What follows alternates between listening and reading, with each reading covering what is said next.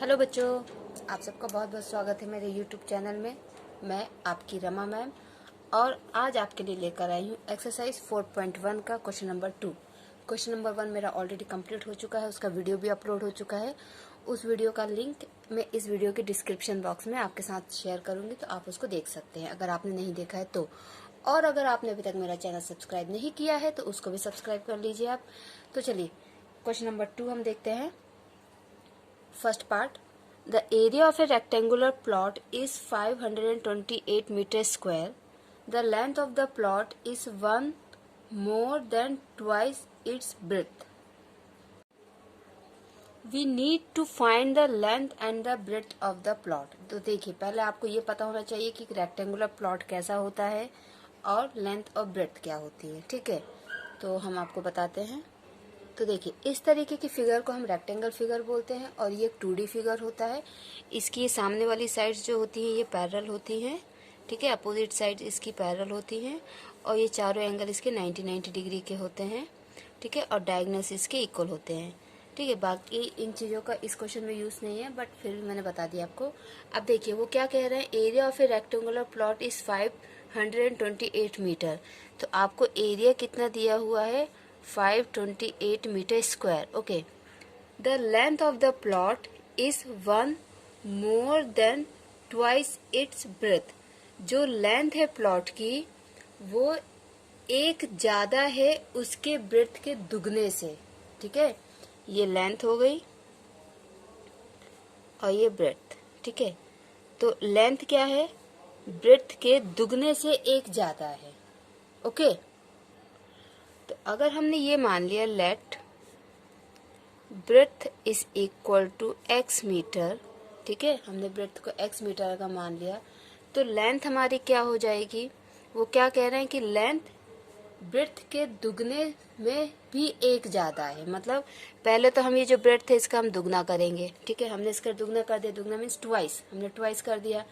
उसके बाद उसके दुगने से भी एक ज्यादा है तो हम +1 करेंगे, तो ये लेंथ हो गई। ठीक है, ब्रेथ के ट्वाइस में +1 मीन्स दुगने से भी एक ज्यादा है। ठीक है, आप लाइन को ध्यान से पढ़िए। The length of the plot is one more than twice its breath. Clear, अब आपके पास लेंथ एंड ब्रेथ हो गई, तो क्या हो गया, देखिए एरिया क्या होता है, length into breadth is equal to area होता है। ठीक है, एरिया ऑफ रेक्टेंगल का फॉर्मूला होता है। तो लेंथ हमारी है 2x + 1 और ब्रेथ है हमारा x और एरिया कितना है 528। 2x square plus x is equal to 528। 2x square plus x minus 528 is equal to 0। ये आपकी क्वाड्रेटिक इक्वेशन बन गई।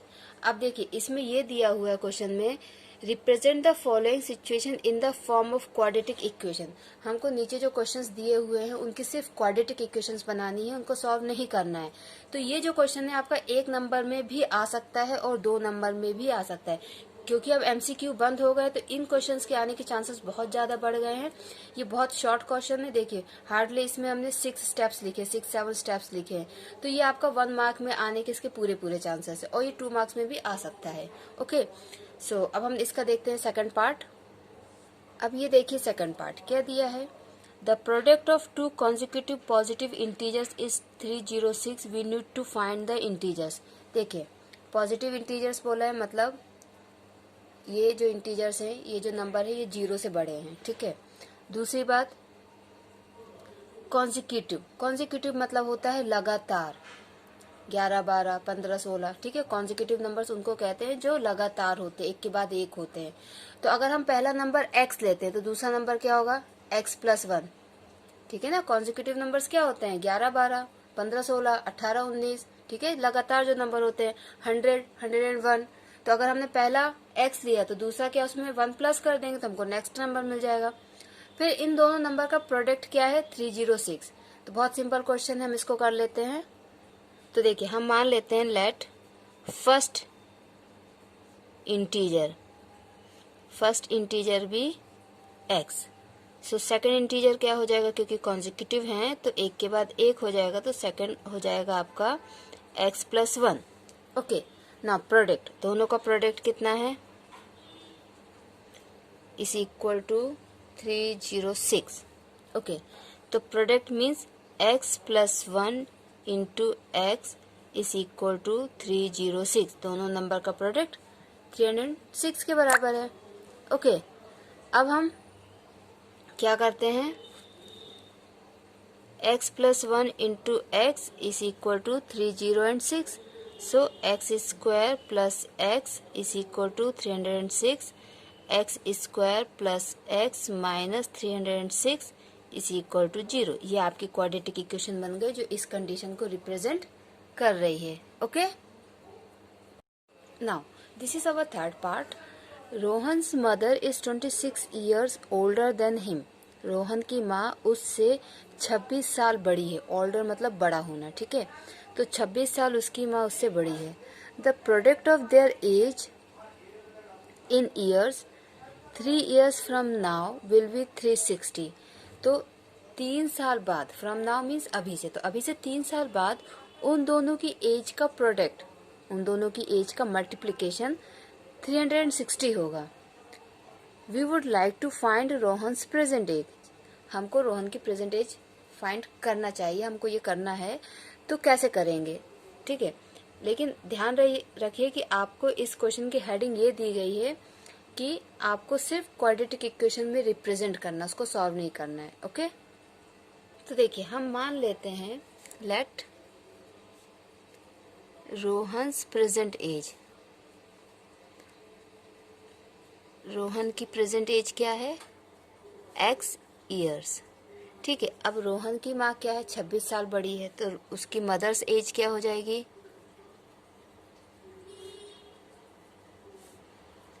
x प्लस 26 ईयर्स, ठीक है. अब 3 साल बाद, 3 years फ्रॉम नाउ. ओके,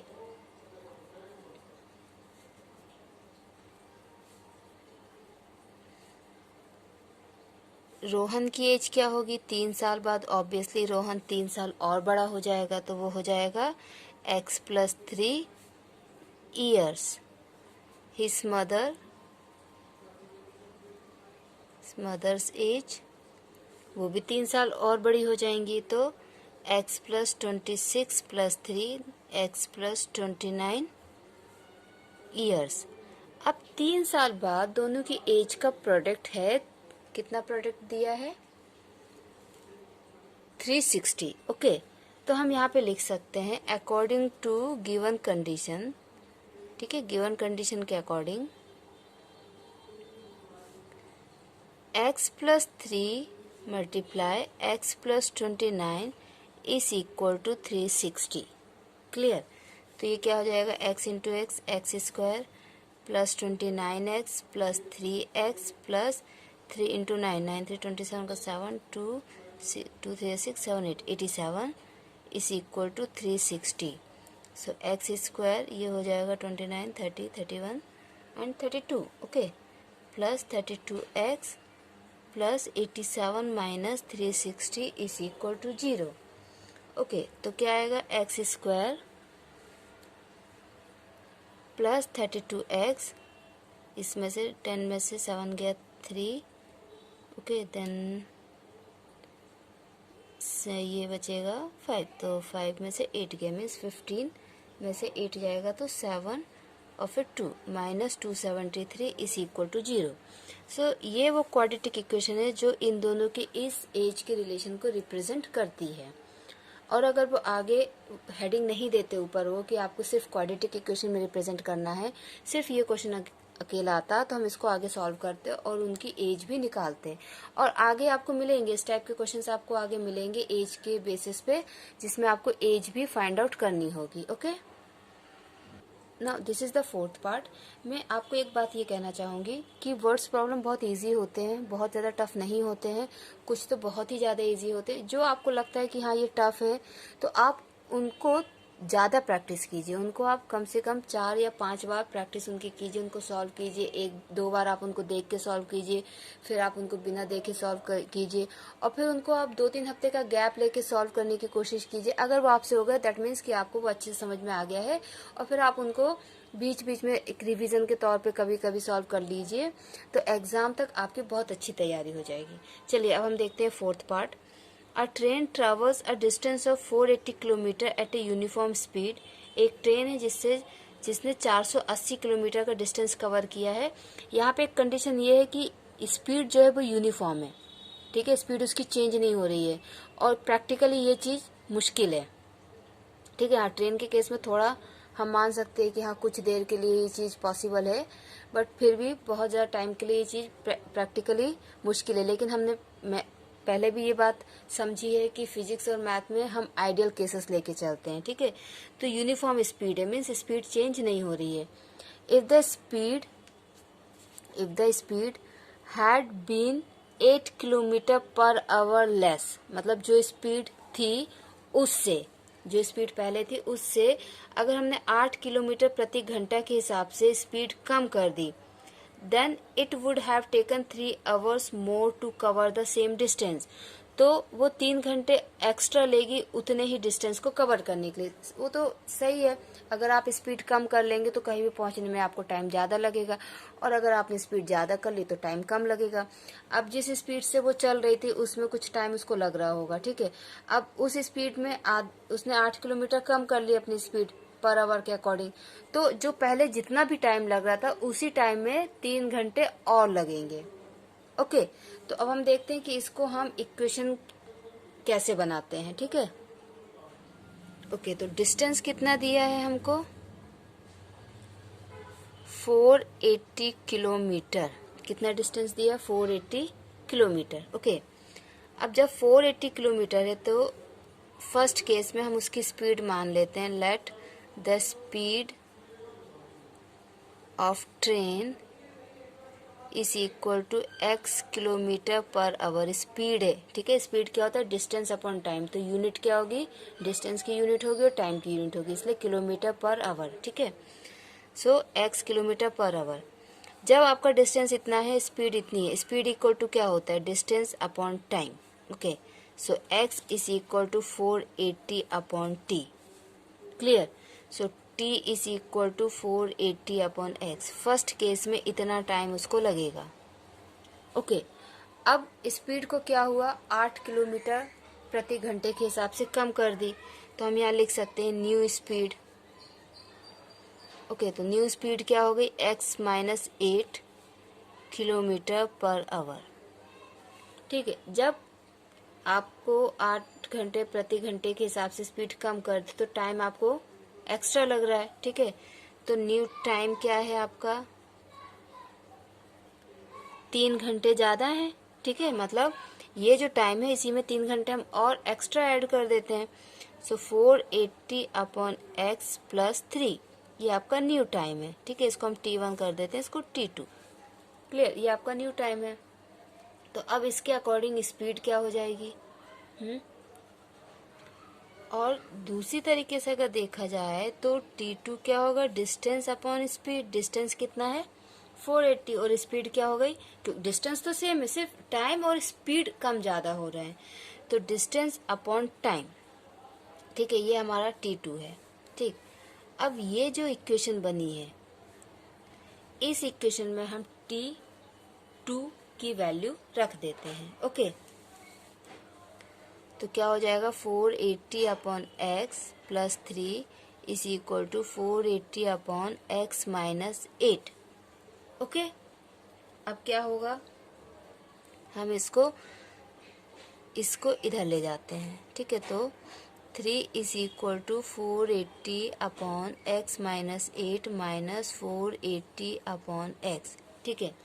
अब यहाँ पे क्रॉस मल्टीप्लाई होगा, इसका यहाँ पे, इसका यहाँ पे, क्योंकि ये वेरिएबल है तो एलसीएम कैसे लें हम, ठीक है। यहाँ पे अगर आप एलसीएम लोगे x और x माइनस 8 का, तो आपका एलसीएम आएगा x into x minus 8। Clear, तो हमको क्रॉस मल्टीप्लीकेशन ही करना पड़ेगा। इसे अगर आप 2 और 3 का एलसीएम लोगे तो 6 आएगा, तो इससे अच्छा है कि आप 2 और 3 का क्रॉस मल्टीप्लाई कर दो। कुछ ऐसे आ जाते हैं ना जिसमें कॉमन फैक्टर कुछ नहीं होता, तो हम डायरेक्ट क्रॉस मल्टीप्लाई कर देते हैं।